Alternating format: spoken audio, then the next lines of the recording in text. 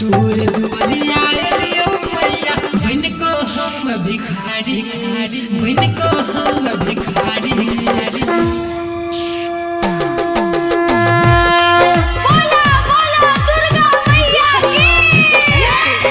अखन अपने सब सुन रहल छी एसके राज रिकॉर्डिंग स्टूडियो की शानदार प्रस्तुति। तोर दुआरिया एलियो मैया बन को हम भिखारी। तोर दुआरिया एलियो मैया बन को हम भिखारी।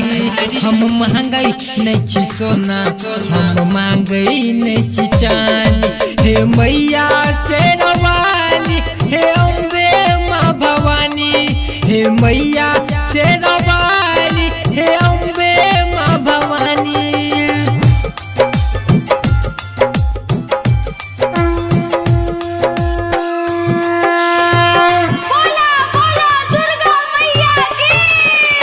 असरा लगा के एलियो गे मैया मन में लालसा जगा के। हमरा पे एक बेर तक ही न मैया एलियो आशा लगा के। असरा लगा के एलियो गे मैया मन में लालसा जगा के।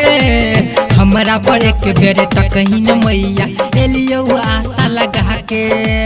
तोरे सरनिया के कियो आई भरे छ झोली खाली। हम महंगाई नहीं छी सोना और महंगाई नहीं छी चांदी। हे मैया शेरवाली हे अम्बे माँ भवानी। तोर दुआरिया एलियो मैया एलियो मैया एलियो मैया बन को हम भिखारी बन को हम भिखारी।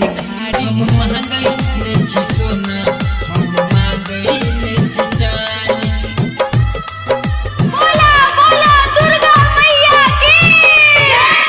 भोरे से बैठल छियो तोरे माँ सोरा एक बेर उठा लेना कोरा। अड़हुल फूलक माला बनेबो चुनरी चढ़ेबो तोरा। भोरे से बैठल छियो तोरे माँ सोरा एक बेर उठा लेना कोरा। अड़हुल फूलक माला बनेबो चुनरी चढ़ेबो तोरा।